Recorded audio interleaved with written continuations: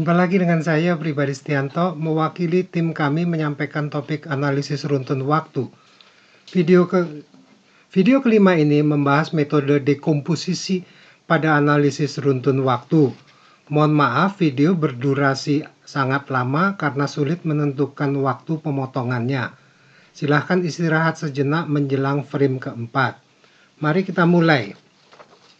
Salah satu konsep dalam analisis runtun waktu adalah konsep dekomposisi runtun waktu.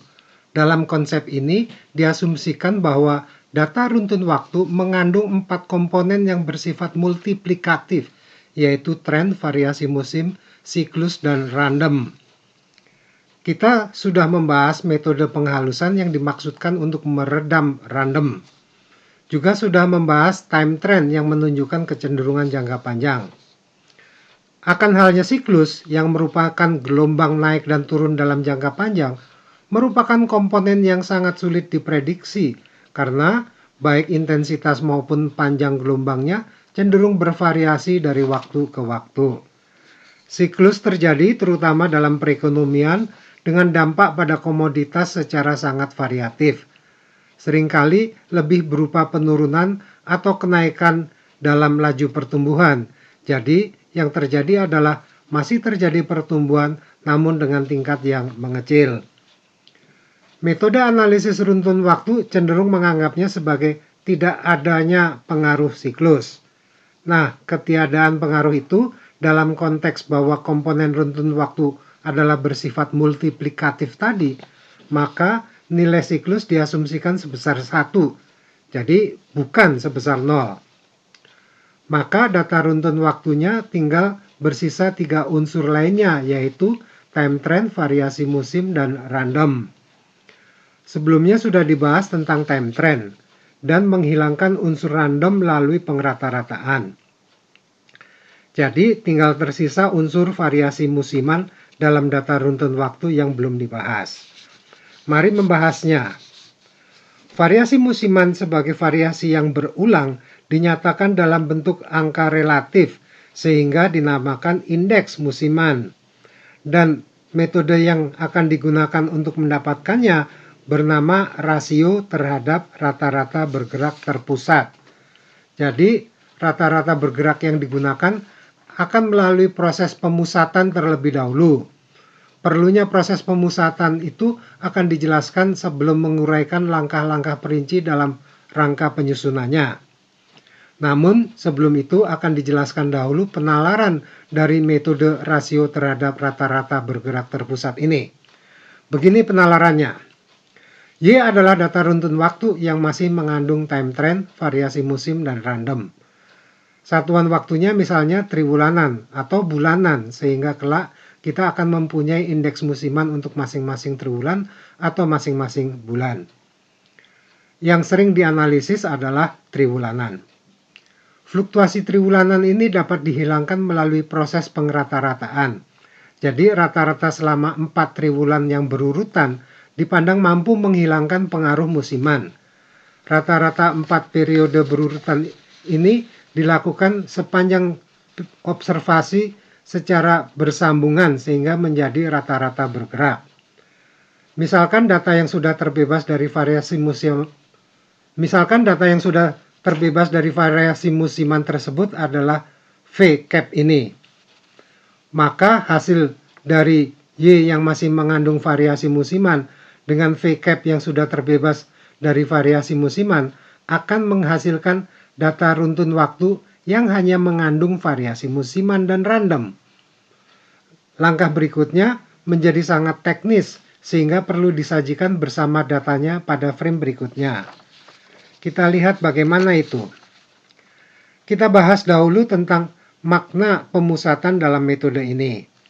Untuk kecukupan tempat disajikan sepenggal data triwulanan untuk penjualan yang demikian ini. Perhatikan identitas waktu pada kolom 1, angka tahun diikuti titik 1, titik 2, titik 3, dan titik 4 sesuai dengan tahun dan triwulannya. Untuk membebaskan data runtun waktu tersebut dari unsur variasi musiman, maka dilakukanlah pengrata-rataan selama 4 triwulan berurutan. Untuk 4 triwulan pertama, inilah data yang dirata-ratakan. Di mana hasil rata-ratanya akan ditempatkan? Mestinya di pertengahan atau median dari perjalanan 4 triwulan tersebut, seperti yang dapat disimak. Nilai rata-ratanya itu ada di kolom 4 berjudul 4 triwulanan rata-rata bergerak. Demikian pula, rata-rata untuk 4 triwulan kedua akan berlokasi antara triwulan 3 dan triwulan 4 ini. Kedua rata-rata ini dan rata-rata berikutnya tidak dapat digunakan untuk analisis karena posisinya yang di pertengahan dua waktu. Apa akal? Ya sudah, rata-ratakan lagi dua rata-rata yang berurutan itu, sehingga hasilnya akan ditempatkan pada pertengahan posisi mereka yang akan sesuai dengan identitas waktunya. Untuk rata-rata dari dua rata-rata pertama akan didapatkan nilai ini. Sedangkan rata-rata dari rata-rata yang kedua adalah yang ini. Inilah yang dimaksud dengan rata-rata bergerak terpusat atau RBT ini. Bagaimana penjelasan logis bagi tindakan merata-ratakan dua rata-rata yang berurutan itu? Mari kita lakukan perhitungan rata-rata pertama dan kedua secara visual berikut ini. Rata-rata yang pertama adalah X bar 1 ini, rata-rata yang kedua adalah X bar 2 ini. Rata-rata dari dua rata-rata pertama ini dapat dinyatakan demikian ini. Perhatikan pembilangnya, 4 unsur pertama adalah yang digunakan pada pengrata-rataan pertama, dan 4 unsur berikutnya adalah yang digunakan pada pengrata-rataan yang kedua. Maka dapat ditulis ulang menjadi demikian ini. Apa ini? Rata-rata tertimbang. Dengan penimbang bahwa yang dekat dengan dirinya diberi bobot 2 dan yang jauh dari dirinya diberi bobot 1. Tentu saja, ketika jaraknya lebih jauh, pengaruh fluktuasinya adalah lebih kecil daripada yang berdekatan dengan dirinya. Untuk yang pengaruh fluktuasinya kecil diberi bobot 1 itu, sedangkan yang pengaruh fluktuasinya besar diberi bobot 2. Pada triwulan 3 2007 misalnya, pengaruh intensitas fluktuasi musiman dari triwulan 2, triwulan dirinya sendiri, dan triwulan 4 adalah masih atau akan besar sehingga berbobot 2. Sedangkan triwulan 1 2007 dan triwulan 1 2008 karena jauh dari dirinya, maka pengaruh fluktuasi musiman terhadap dirinya adalah sudah atau akan kecil sehingga diberi bobot 1. Jadi, dapat diformulasikan bahwa rata-rata bergerak terpusat sebagai berikut ini. Selanjutnya, kita akan mendapatkan rata-rata bergerak terpusat berdasarkan formula tersebut. Baik, kita lakukan proses penghitungan indeks musiman dengan metode rasio terhadap rata-rata bergerak terpusat. Silakan istirahat sejenak sebelum memulainya. Ini adalah data penjualan dari triwulan 1 2007 sampai dengan triwulan 1 2017. Sebagian tidak ditampilkan, namun tetap digunakan dalam penghitungan. Data lengkap diadopsi dari sumber ini. Kolom selanjutnya adalah hasil penghitungan untuk rata-rata bergerak terpusatnya, menggunakan formula yang telah dibahas pada frame sebelumnya. Jadi ini adalah data yang diyakini sudah terbebas dari variasi musiman melalui proses pengrata-rataan tertimbang. Nilai rata-rata bergerak terpusat pertama yang dapat dihitung adalah untuk triwulan 3 2007. Sedangkan untuk yang terakhir hanya bisa mendapatkan nilai rata-rata bergerak triwulan 3 2016. Jadi kita kehilangan 2 waktu di ujung-ujungnya, awal maupun akhir. Kemudian dibuatlah rasio data antara data runtun waktu dan rata-rata bergerak terpusat barusan yang disajikan pada kolom berikutnya. Jadi nilai rasio pertama sebesar 113,766 adalah hasil bagi 2941 oleh 2585,125 dikali 100. Perhatikan bahwa rasionya dinyatakan dalam skala ratusan, sehingga nanti ketika menggunakannya juga harus dilakukan pembagian dengan 100. Ingat bahwa rasio tersebut adalah antara data runtun waktu yang masih mengandung variasi musiman dibagi oleh data yang sudah terbebas dari variasi musiman. Maka hasilnya adalah si variasi musiman itu sendiri. Ya, tentu saja masih ada unsur random di dalamnya. Berikutnya nilai-nilai ini akan disusun ulang sesuai dengan triwulannya menjadi tabel berikut ini. Jadi nilai rasio terhadap rata-rata bergerak terpusat pertama sebesar 113,766 akan diletakkan di sel ini. Baris 2017 kolom triwulan 3. Nilai rasio kedua sebesar 92,698 akan diletakkan di sel ini. Baris 2007 kolom triwulan 4. Dan seterusnya. Apa yang dapat kita temukan dari informasi yang tersaji pada tabel tersebut? Coba lakukan perbandingan nilai-nilai antar kolom atau antar triwulan. Ya, ada nilai-nilai yang relatif berdekatan dalam masing-masing kolom. Ini semacam pola triwulanan yang berulang secara tahunan yang menunjukkan fluktuasi yang kurang lebih berulang dalam setahun. Tapi mengapa ada beda-beda sedikit, tidak identik? Itulah unsur randomnya. Sehingga bila nilai dalam masing-masing kolom itu dirata-ratakan, dapat menghilangkan unsur random tersebut. Dan kita mendapatkan yang disebut variasi musiman yang ada di baris kedua dari bawah. Sedikit lagi, sebagai nilai yang berfluktuasi di sekitar trennya, semestinya jumlah dari nilai-nilai variasi musiman itu adalah 400. Karena bukankah bila tidak terjadi fluktuasi, maka nilai setiap triwulan adalah 100. Karena tadi rasio terhadap rata-rata bergerak terpusatnya dinyatakan dalam ratusan. Karena ada 4 triwulan, maka jumlahnya adalah 400. Ternyata jumlahnya saat ini bukan 400, hanya 399,521. Apa akal? Untuk menjadi indeks yang berjumlah 400, maka perbedaannya dari 400 akan kita distribusikan secara proporsional. Maksudnya yang nilainya lebih besar seperti triwulan 3 akan mendapat porsi yang lebih besar daripada yang bernilai kecil pada triwulan lainnya dalam penggenapan menjadi 400 itu. Caranya adalah dengan mengalihkan masing-masing nilai variasi musiman tersebut dengan besaran 400 dibagi 399,521. Hasilnya disajikan pada baris terakhir. Itulah indeks musimannya.